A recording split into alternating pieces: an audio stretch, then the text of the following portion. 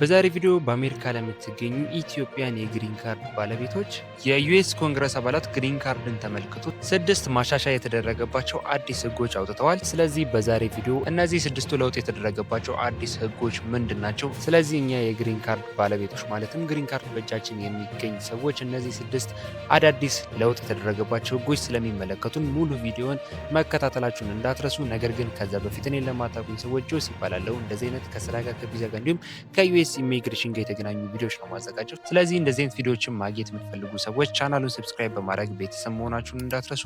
እንዲሁም ቪዲዮ ከመጀመሩ በፊት ሁላችሁም ላይክ እያደረጋችሁ መጀመራችሁ እንዳትረሱ። ወደ ጉዳያችን እንግባ።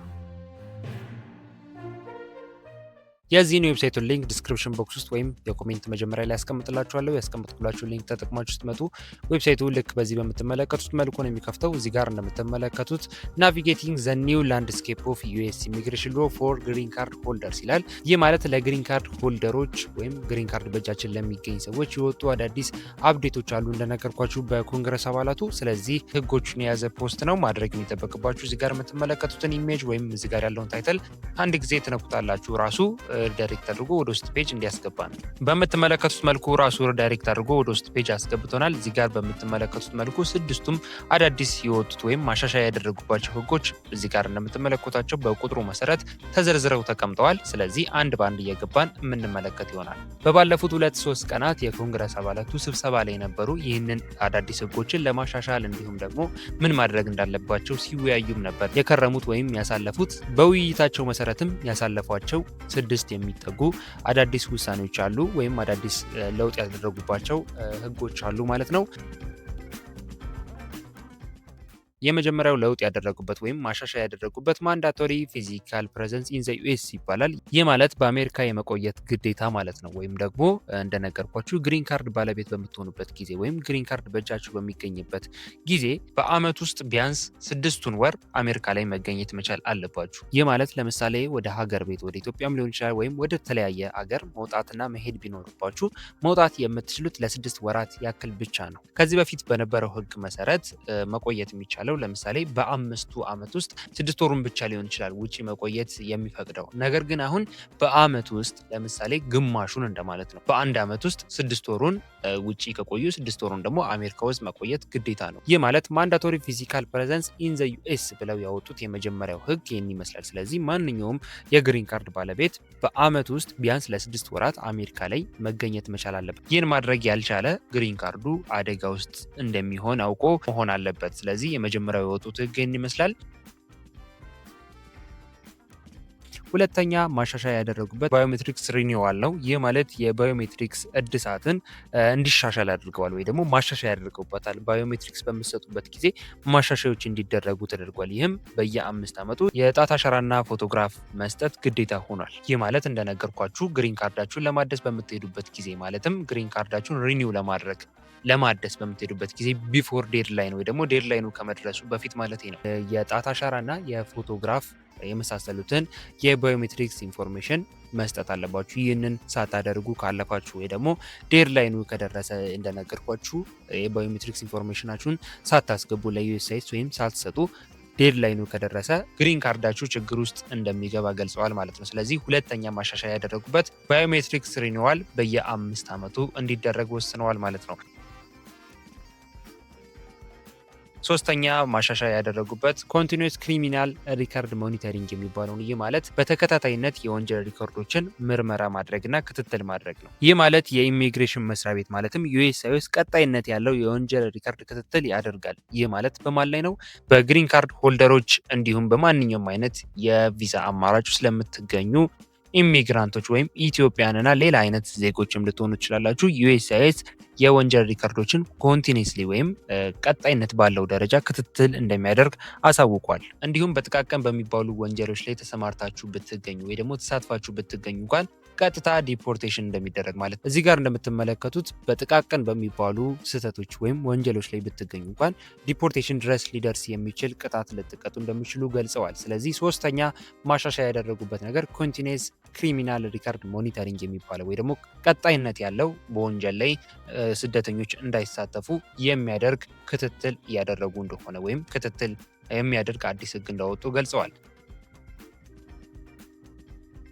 አራተኛ ማሻሻያ ያደረጉበት ወይም አዲስ የጨመሩት ነገር ስትሪክት ታክስ ኮምፕላያንስ ይባላል። ይህ ማለት የታክስ ግዴታ ነው። የግሪን ካርድ ሆልደሮች በየአመቱ የታክስ ሪፖርት ማስገባት መቻል አለባቸው ለመንግስት የሚል አዲስ ህግ አውጥተዋል። ይህ ማለት እንደነገርኳችሁ የቆያችሁ በሁለትም በሶስትም አመት ወይ ደግሞ ጠርቀም እያደረጋችሁ የታክስ ሪፖርት ማስገባት ይቻል ነበር ለአይአርኤስ። አሁን ግን ሲቲዝን ያልሆነ ሰው ማለትም የአሜሪካ ዜግነት የሌለው ሰው ግሪን ካርድ ሆልደርም ሆነ ወይም ደግሞ በአሳይለም ውስጥ የሆነ ወይም ብቻ በማንኛውም አይነት ከሲቲዝንሺፕ ውጪ የሆነ ማንኛውም ስደተኛ ወይም ማንኛውም ዜጋ ለአይአርኤስ በየአመቱ የታክስ ሪፖርት ማስገባት መቻል ይጠበቅበታል። የታክስ ሪፖርት ያላስገባ ትልቅ ችግር ውስጥ እንደሚገባ ይገልጻል። ይህም የሆነበት ምክንያት የአይአርኤስ ሪፖርቶች ማለትም የታክስ ሪፖርቶችን የሚመዘግበው ድርጅት ለዩኤስሲአይኤስ ሼር ስለሚያደርግ ነው። ማለትም ለአሜሪካ ኢሚግሬሽን ኤንድ ሲቲዝንሺፕ አገልግሎት ለሚባለው ካምፓኒ ወይም ድርጅት ይህንን የታክስ ሪፖርት ሼር ስለሚያደርግ ማንኛውም ስደተኛ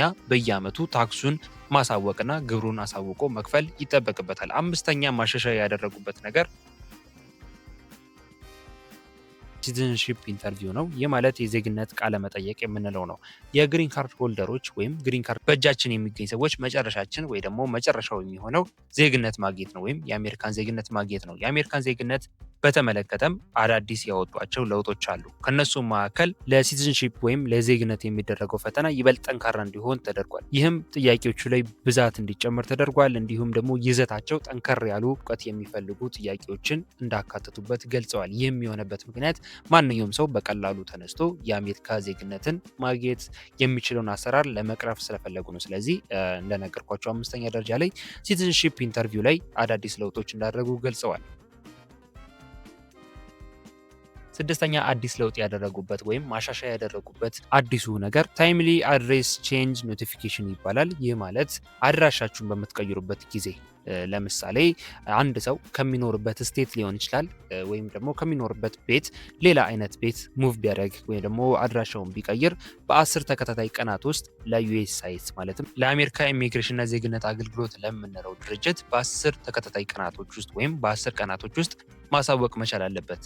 ከዛ ጊዜ በላይ ማለትም ከ10 ቀን በላይ አልፎት ሎኬሽን እንደቀየረ ወይ ደግሞ አድራሻ እንደቀየረ ካላሳወቀ ትልቅ ችግር ሊደርስበት እንደሚችል ማለትም ግሪን ካርድ ላይ ችግር ሊያመጣ ይችላል። እንዲሁም አጠቃላይ የኢሚግሬሽን ጉዳይ ላይ ትልቅ ችግር ሊያመጣ ስለሚችል አድራሻ የቀየራችሁ ሰዎች ወይ ደግሞ አድራሻም በምትቀይሩበት ጊዜ በ10 ተከታታይ ቀናቶች ውስጥ ለዩኤስሲአይኤስ ማሳወቅ መቻል አለባችሁ። ይህም በኦንላይን መሙላት ይቻላል። እንዴት እንደሆነ የምትፈልጉ ከሆነ ኮሜንት ላይ ጻፉልኝና በቀጣይ ቪዲዮ ማዘጋጅላችሁ ይሆናል። እንዴት አድርጋችሁ መሙላት እንደምትችሉ ፎርሙን ከፍተን የምንመለከት ይሆናል። ሌላው የግሪን ካርድ ሆልደሮች ማለትም ግሪን ካርድ በእጃችን የሚገኝ ሰዎች ራሳችን ለመጠበቅ ምን እናድርግ የሚለው ነገር ነው።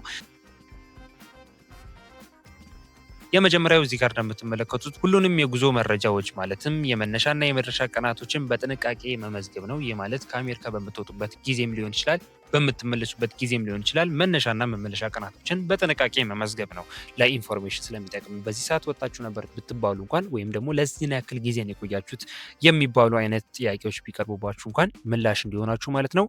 ሌላኛው ሁልጊዜ የታክስ ሪፖርት ማድረግ ነው። ይህ ማለት እዚህ ጋር ሁለተኛ ላይ እንደምትመለከቱት ማለት ነው ታክሳችሁን በየጊዜው ሪፖርት ማድረግ ማስገባት ለአይአርኤስ ያስፈልጋል።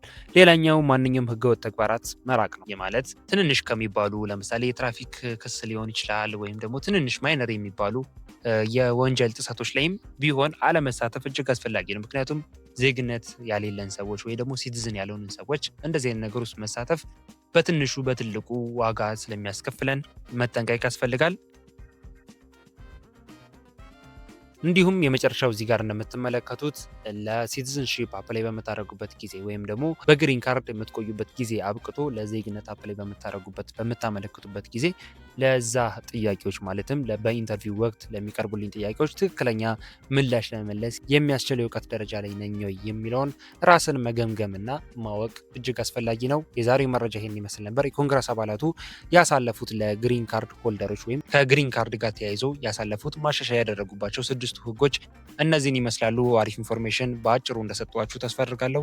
ሀሳብ አስተያየት፣ እንዲሁም ጥያቄ ካለ ኮሜንት ላይ ጻፉልኝ። እንዲሁም ኔክስት ወይም ቀጣይ እንድሰራው የምትፈልጉት የቪዲዮ ሀሳብም ካለ ኮሜንት ላይ መጻፋችሁን እንዳትረሱ። መግቢያው ላይም እንደነገርኳችሁ ለዚህ ቻናል አዲስ የሆናችሁ ሰዎች ሰብስክራይብ አድርጋችሁ የበለጠ እንደዚህ አይነት ኢንፎርሜሽን ሼር ስለማድረግ ወይም ቪዲዮዎች ስለማዘጋጅ በነፃ ማግኘት ትችላላችሁ። ስለዚህ ሁላችሁም ሰብስክራይብ አድርጋችሁ ቤተሰብ መሆናችሁን እንዳትረሱ። እንዲሁም ይህ ቪዲዮ እንደወደዳችሁት እንደተመቻችሁ እንደዚህ አይነት ቪዲዮችን በብዛት እንዳዘጋጅላችሁ ቪዲዮ ምን ያህል እየጠቀማችሁ ሰፖርት እያደረጋችሁ እንደሆነ ላይክ ያደረጋችሁ አሳውቁኝ። በላይኩ ብዛት ምን ያህል እናንተ እየተመቻችሁ እየወደዳችሁት እንደሆነ ስለምረዳ በርካታ ቪዲዮዎች እንዳዘጋጅላችሁ ይረዳኛል። በቀጣይ በሌላ ቪዲዮ አገኛችኋለሁ። ለሁላችሁም መልካም እድል፣ መልካም ጊዜ።